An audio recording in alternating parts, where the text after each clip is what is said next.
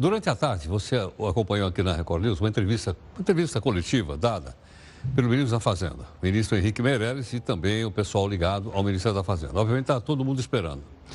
Nós tínhamos já anunciado na sexta-feira essa entrevista, esse anúncio, aí jogaram para segunda-feira, da segunda-feira jogaram para terça-feira e de hoje jogaram para quarta-feira. Aí eu não sei exatamente o que aconteceu, que eles voltaram atrás e acabaram, então, fazendo a divulgação do aumento da meta do déficit fiscal hoje. Deve ter acontecido alguma coisa que nós não sabemos ainda e, obviamente, deve estar, não, os nossos colegas devem estar apurando isso no bastidor. Bom, mas há ou não há um impacto em cima da economia brasileira? Para a gente poder entender isso, nós convidamos, está aqui gentilmente conosco, o economista Vicente Koch, que é da DMI Group. Vicente, muito obrigado pela gentileza, prazer em conhecê-lo, bem-vindo aqui no Jornal. Vicente, por que o governo tem que mexer na meta fiscal? Se era de 139, jogar para 159, qual é a razão?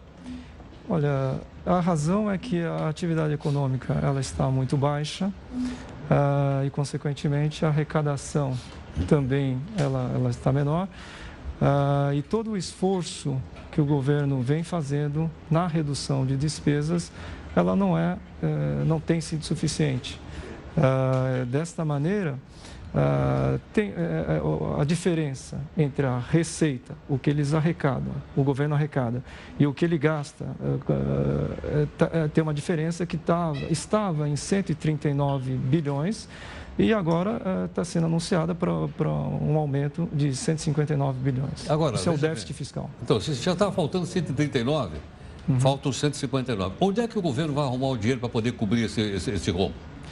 A forma que o governo tem é de você ou aumentar impostos para aumentar a arrecadação, ou então considerar receitas extraordinárias, que significa o quê? O governo tem algumas empresas e ele pode vender essas empresas para levantar recursos, ou também pode fazer licitação de aeroportos, por exemplo, que aí ele tem uma receita extraordinária aí. Entendo.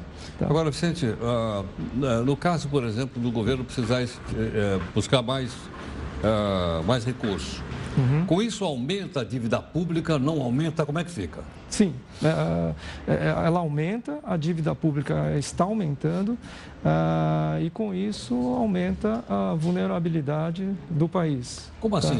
Como assim?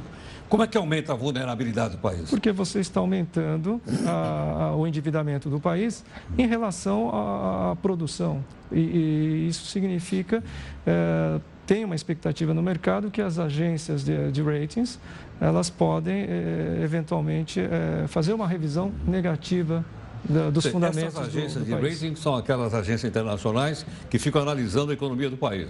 Exatamente. Vocês acharem que a coisa não vai indo bem, eles derrubam a nota do país, é isso? Exatamente. E aí o país tem mais dificuldade, não só o país, mas as empresas brasileiras também, de fazer empréstimos no exterior, fazer captação. Sei. Caindo nesse ranking, nesse rating que você citou, fica mais caro o juro? Exatamente. É nessa linha. O custo do dinheiro fica mais caro para o país tendo em vista essa atividade econômica bastante fraca, nós estamos prevendo que o ano de 2017, ele terá um crescimento da atividade econômica de apenas 0,3%. Isso é muito pouco. Então, um eventual rebaixamento, uma revisão negativa, piora ainda mais as condições do país de controlar, de reverter essa crise, né? Afinal, estamos em uma leve reversão só. Agora, Vicente, o governo não tem controle dos gastos do governo? O governo... Porque quando a gente está com o bolso vazio, a gente tem controle. Opa, não vou gastar. O governo não consegue parar de gastar, é isso ou não? Ele não consegue, porque 90% das despesas do governo, elas estão atreladas com gastos com a Previdência, com os servidores, e são todas despesas que você não tem como alterar. reduzir. Né? Sim. Então, Então, os dois principais gastos são Previdência Social e Funcionalismo Público Federal. Exatamente. São esses dois. Aí nós estamos falando do funcionalismo civil e militar, logicamente, eu suponho. Toda a despesa do governo. Sim. Tá? Então, é nesse sentido que o governo tem poucas opções. O que ele está tentando fazer, ele está anunciando medidas para aumentar alíquotas de impostos, um dos objetivos, mas eu entendo que será pouco efetivo, porque a maior parte das despesas ele não consegue fazer uma redução e as receitas ele consegue aumentar muito pouco. Posso entender, então, que um dos nós, você citou dois irmãos, um deles é o nó da Previdência Social? Sim. Precisaria se aprovada alguma forma de reforma, é isso ou não?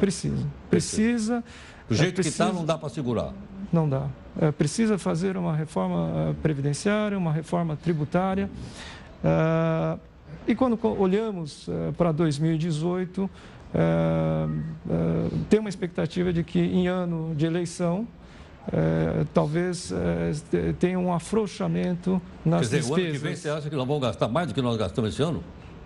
Eu acho que se a meta anterior era de 129 bilhões, a falta, né, o déficit fiscal, eu entendo que esse déficit também será aumentado, revisado para cima. Por causa do ano eleitoral? Também.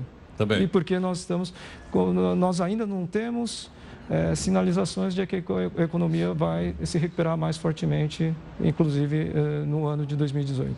O economista e analista-chefe da DMI Group, que é o Vicente Koch, gentilmente aqui conosco. Vicente, se a situação for do pé que está indo, o país pode voltar a viver uma recessão ou não? Sim, o país está com muita dificuldade de lidar com essa crise que também é política e reflete no lado econômico. Precisa fazer as reformas, mas nesse atual contexto, a percepção é de que é muito difícil fazer as reformas agora, inclusive, e o ano que vem é um ano eleitoral. Então, e são reformas, a previdenciária e a tributária são reformas urgentes, que deveriam ser feitas agora, mas a percepção é que não há contexto. Isso pode fazer com que os investidores puxem o breque de mão de novo? Digam, opa, vamos esperar passar o ano eleitoral com pouco investimento e pouca atividade econômica? Sim. Nós somos uma empresa que aloca recursos de investidores globais, inclusive, aqui no mercado brasileiro, e nós estamos percebendo que tem muito interesse em vir para o Brasil. Agora, nesse quadro, todo mundo está com o freio de mão puxado, apenas analisando. O pessoal gosta do Brasil. Vicente, muito obrigado, viu? Muito obrigado. Muito obrigado.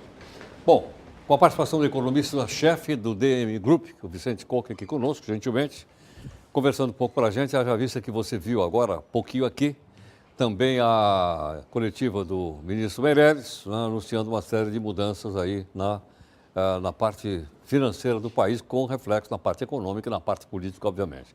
Isso vai dar um bafafá, né? Acho que hoje à noite eu não sei, mas amanhã, com certeza, isso vai ser o grande assunto no Congresso Nacional. A gente faz um rápido intervalo, em 30 segundos nós voltamos.